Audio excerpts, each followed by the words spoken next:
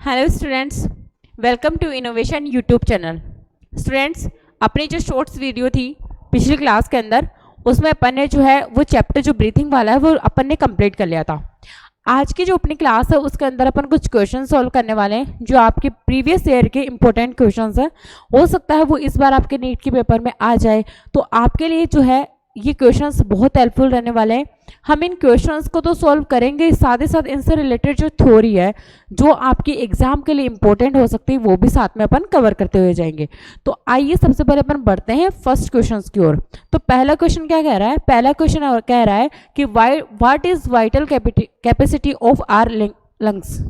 ठीक है, पहला क्वेश्चन कह रहा है कि what is vital capacity of our lungs. तो यानी कि हमारे फेफड़ों की जैविक क्षमता क्या है। ये अपन जब पिछले अपने क्लास थी, जो अपने शॉर्ट वीडियोस थे, उसमें मैंने आपको कैपेसिटी और वॉल्यूम्स के बारे में बताया था। वहाँ मैंने आपको एक चीज़ बताई थी कि यहाँ पर जो अपनी टोटल लंग कैपेसिटी होती है, इस टोटल लंग कैपेसिटी के अंदर मैंने आपको क्या बताया था कि मान लीजिए हमने नॉर्मल ब्रीथिंग ली, ठीक है, उसके बाद मैंने फोर्सफुली अंदर सांस लिया। ठीक है, यानी कि मैंने नॉर्मल सांस लिया, फिर मैंने फोर्सफुली सांस लिया। ठीक है, तो इसमें क्या हुआ, मैंने नॉर्मल जो सांस लिया उसको बाहर छोड़ा सबसे पहले, तो फिर मैंने जो फोर्सफुली अंदर ली थी वायु उसको मैंने बाहर छोड़ा।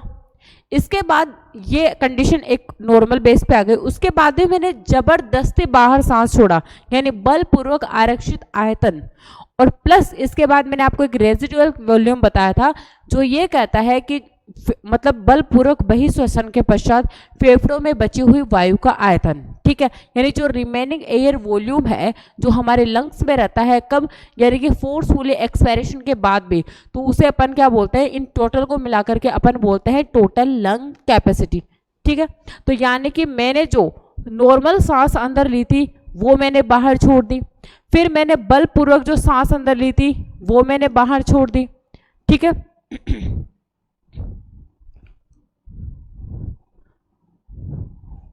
ठीक है, इसके बाद भी क्या हुआ, इसके बाद भी मैंने जो है बलपूर्वक वापस जो है बलपूर्वक आरक्षित आयतन जो है यानी बलपूर्वक सांस को बाहर छोड़ा, और प्लस इसके बाद भी मेरे फेफड़ों में जो बची हुई वायु है उसका आयतन क्या कहलाता है, रेजिडुअल वॉल्यूम। तो ये सारे क्या है, ये सारी है मेरी टोटल लंग कैपेसिटी। ठीक है, अब देखो इसके अंदर मुझे अगर इंस्पायरेशन रिजर्व कैपेसिटी करनी है तो इसको, अगर मुझे इसकी बात करें इन दोनों को अपन ले तो ERC कर सकते हैं, सबको अपन ले रहे हैं तो अपन टोटल लंग कैपेसिटी कर सकते हैं।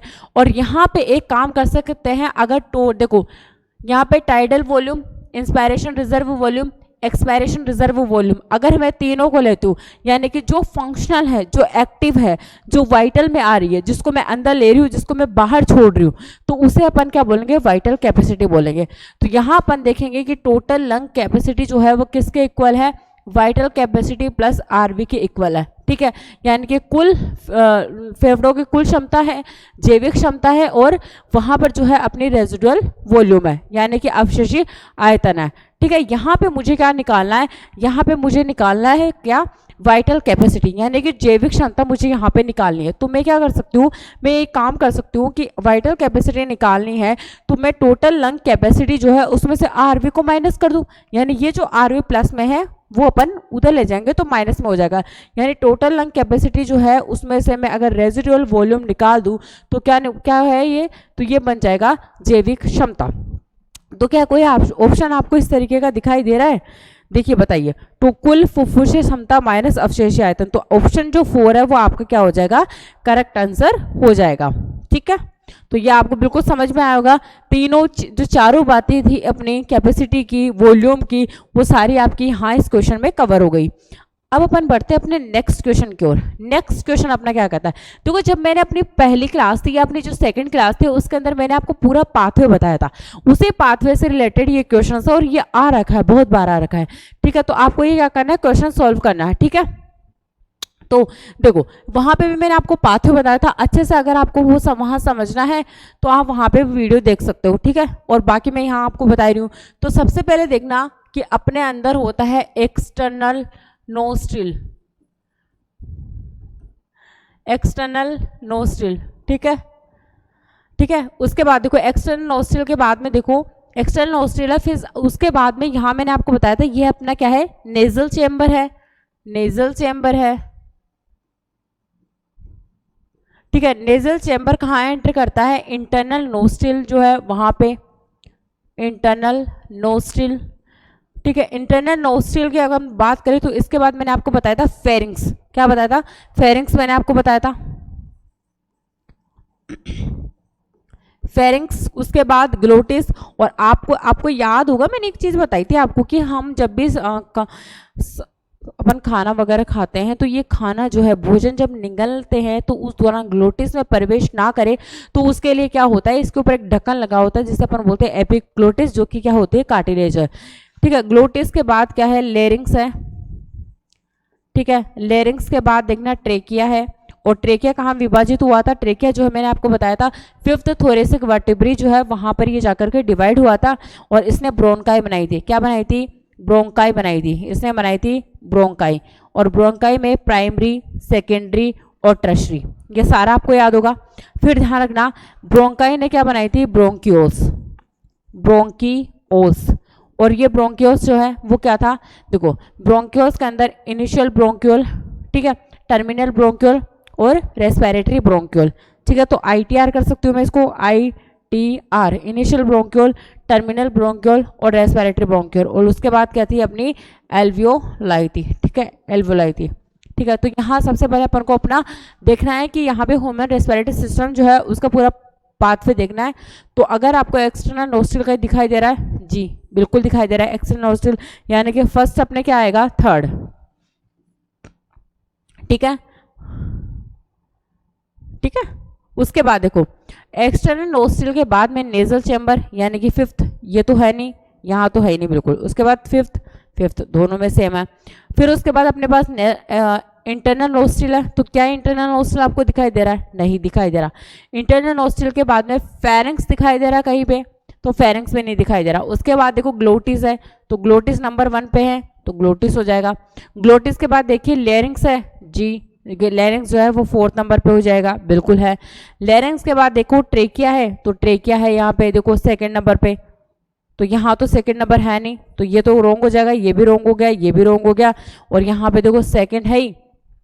उसके बाद भी अपन एक बार चेक कर लेते हैं, ट्रेकिया के बाद देखो ब्रोंकाई है, बिल्कुल ब्रोंकाई है, फिर अपने ब्रोंकियोस है और यहाँ पे अपने एल्वियोलाई है। तो ये इसका क्या है पूरा पाथवे, तो ऑप्शन जो 4 है वो राइट हो जाएगा। यहाँ पे आपको पूरा ध्यान रखना है। और क्वेश्चन ये भी आ जाता है, मैंने आपको बताया था कि यहाँ पे अपना जो टर्मिनल ब्रोंक्यूल है वहां तक क्या आ जाता है, कंडक्टिंग जोन आता है।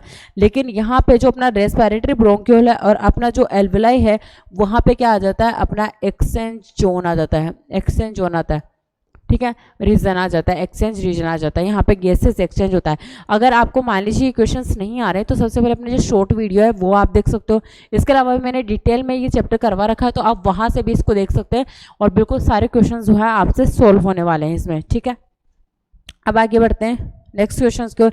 देखिए ये स्लाइड जो है वो काफ़ी बड़ी थी, तो उसकी वजह से हमने जो अगला क्वेश्चन है अपना हिंदी में, तो ये है, अगर किसी को इंग्लिश में नहीं पढ़ना और कोई बच्चा हिंदी मीडियम से है तो आप इस क्वेश्चन को सॉल्व कर सकते हैं, ठीक है। अब देखिए, अब इसके बाद देखना क्वेश्चन नंबर 3 है, which one protects the lungs, यानी कि कौन सा जो है वो अपने जो फेफड़े हैं, अपने जो लंग है उसकी सुरक्षा प्रदान करता है। तो ध्यान रखना कि मैंने ना अपनी शॉर्ट वीडियो में एक डायग्राम बनाया था, वो डायग्राम बहुत हेल्पफुल था, बहुत अच्छा था। उसमें मैंने बताया था आपको पूरे अपना जो रिबकेज है उसके बारे में, रिबकेज किस किस से मिलकर बनी है। तो अगर हम एक शॉर्ट एक टर्म की बात करूँ, मान लीजिए इसमें तो पसलियाँ, कशेरुकदंड, उरस्ते सब आ गई, लेकिन वहां पे डायरेक्ट आपको क्या दे सकता था, वो रिब केज भी दे सकता है या फिर क्या दे सकता है, थोरेसिक कैविटी, थोरेसिक कैविटी ये भी दे सकता है। अब ये रिब केज या थोरेसिक कैविटी किसके बनी होती है, तो ध्यान रखना ये बनी हुई होती है उरोस्ती की, यानी कि स्टर्नम की, स्टर्नम की। इसके अलावा देखो स्टर्नम के बाद में रिब्स आती है अपनी, यानी पसलियाँ, और वर्टिब्रल कॉलम आता है, यानी कि क्या होता है अपना कशेरुक दंड, कशेरुक दंड, ठीक है। तीनों मिलकर के क्या बनाती है, रिब केज बनाती है। तो यहाँ पे ऑप्शन में अपने पास तीनों है। अपने पसलियां भी हैं, कशरुकदंडा, उरोस्ती है। तो ऑप्शन जो है ये 4 जो है इसका क्या हो जाएगा, करेक्ट आंसर हो जाएगा। ठीक है, अब इसको देखो कैसे होती है। ये जो अपना वेंट्रल पार्ट है यानी कि जो अपना अधर भाग है, उस अधर भाग पे क्या होता है, स्टर्नम होता है। इसी स्टर्नम जो है यानी उरोस्ती जो है उससे क्या जुड़ी रहेगी, पसलियां जुड़ी रहेगी। क्या जुड़ी रहेगी, पसलियां जुड़ी रहेगी।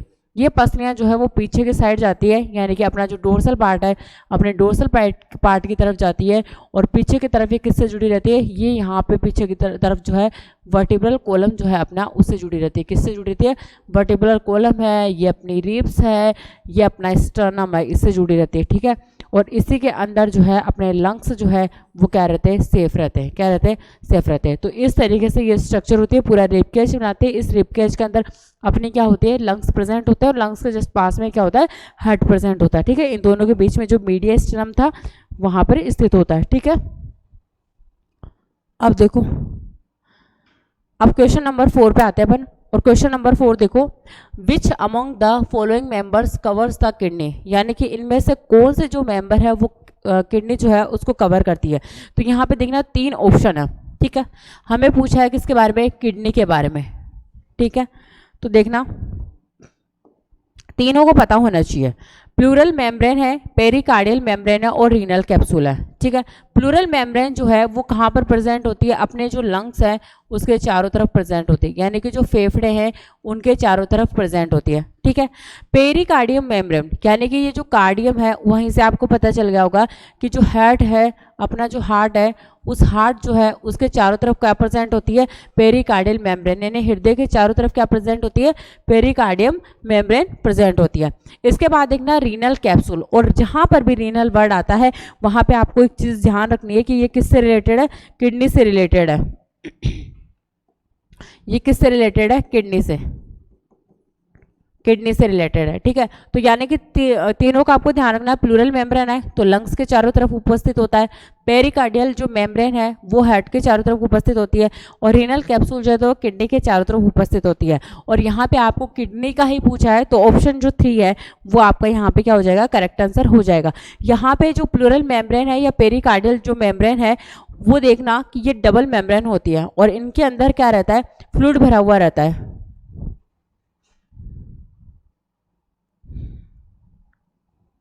इनके अंदर क्या है, फ्लूइड भरा रहता है। ठीक है, तो ये फ्लूइड क्या करता है, ये जो फ्रिक्शंस है उसको भी प्रिवेंट करता है, कोलैप्स होने जो है उससे भी प्रिवेंट करता है। ठीक है, तो ये आपका क्वेश्चन नंबर 4 था, हिंदी और इंग्लिश दोनों में देख रखा है, तो आप देख लेना इसको।